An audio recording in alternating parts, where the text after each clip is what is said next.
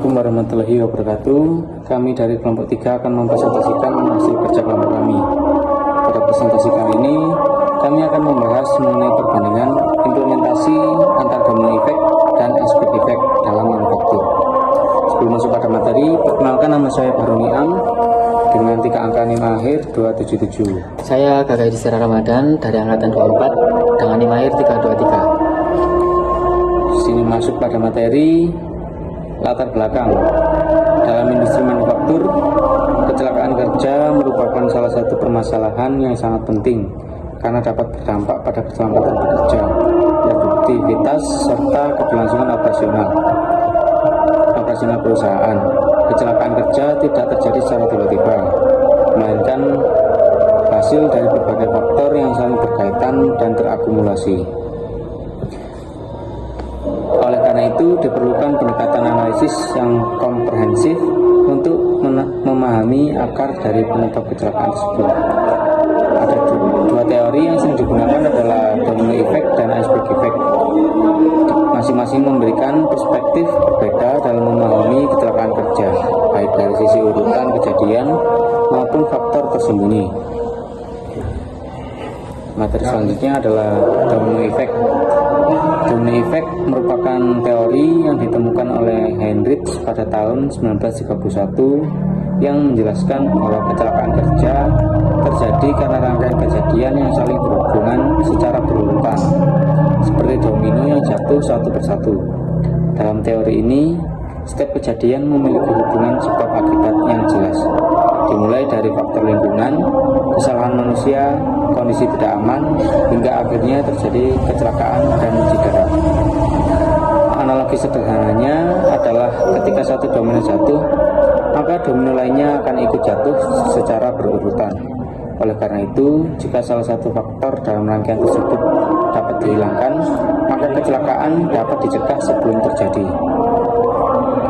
Selanjutnya ada iceberg effect.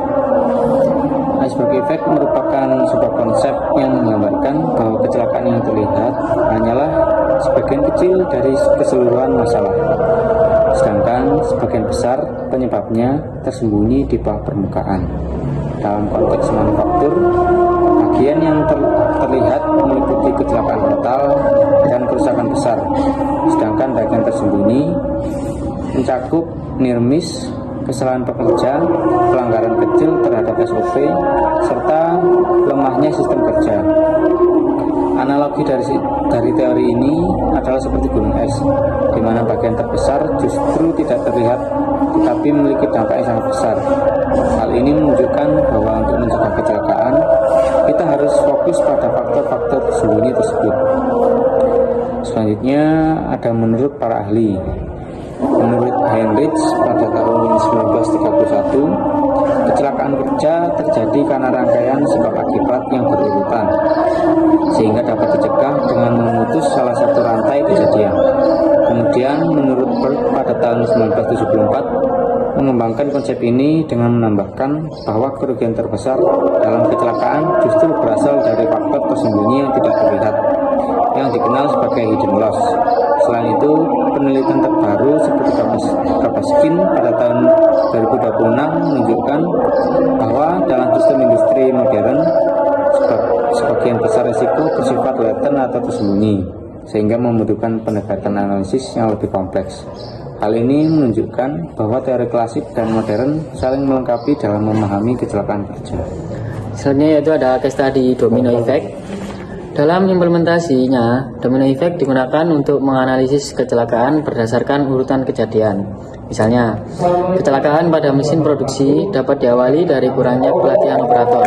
Kemudian, terjadi kesalahan dalam pengoperasian. Dilanjutkan dengan kondisi mesin yang tidak aman, hingga akhirnya terjadi kecelakaan. Pendekatan ini membantu dalam mengidentifikasi titik kritis dalam proses kerja yang dapat dicegah. Dengan memutuskan salah satu rantai kejadian, perusahaan dapat mencegah kecelakaan sebelum mencapai tahap yang lebih serius. Selanjutnya yaitu case study dari iceberg. Berbeda dengan domino, iceberg effect menganalisis kecelakaan dari faktor-faktor tersembunyi yang tidak terlihat secara langsung. Misalnya, kecelakaan besar dalam pabrik tidak hanya disebabkan oleh kesalahan operator, tetapi tetapi juga oleh faktor seperti kelelahan bekerja, tekanan target produksi, kurangnya pengawasan, serta sistem kerja yang tidak optimal. Faktor-faktor ini sering tidak terlihat, tetapi memiliki pengaruh besar terhadap terjadinya kecelakaan. Oleh karena itu, pendekatan iceberg lebih fokus pada analisis akar masalah yang mendalam. Selanjutnya yaitu ada identifikasi masalah. Dalam industri manufaktur, terdapat berbagai permasalahan seperti unsafe cut, unsafe condition, kurangnya pengawasan, serta sistem yang tidak optimal. Domino effect menjelaskan masalah ini sebagai rangkaian kejadian yang saling berhubungan, sedangkan iceberg effect melihatkan sebagai faktor tersembunyi yang harus dianalisis secara mendalam. Dengan memahami kedua perspektif ini, perusahaan dapat mengidentifikasi masalah secara lebih komprehensif dan tidak hanya fokus pada gejala yang terlihat. Ini yaitu perbandingan antara domino effect dan juga iceberg. Memiliki perbedaan yang cukup signifikan dalam pendekatannya. Domino effect bersifat linear dan fokus pada urutan kejadian, sehingga lebih mudah dipahami dan diterapkan dalam analisis cepat. Sementara itu, iceberg effect bersifat kompleks dan fokus pada faktor tersembunyi, sehingga memberikan pemahaman yang lebih mendalam terhadap akar masalah. Domino lebih efektif untuk intervensi cepat, sedangkan iceberg lebih efektif untuk pencegahan jangka panjang. Oleh karena itu, kedua teori ini sebaiknya digunakan secara bersama agar hasil analisis lebih optimal. Dan terakhir ada kesimpulan, domino effect membantu kita memahami bagaimana kecelakaan terjadi melalui urutan kejadian yang jelas. Sedangkan iceberg effect membantu kita memahami mengapa kecelakaan terjadi dengan melihat faktor-faktor tersembunyi. Oleh karena itu, integrasi kedua pendekatan ini sangat penting dalam meningkatkan keselamatan kerja di industri manufaktur. Sekian presentasi yang dapat kami sampaikan.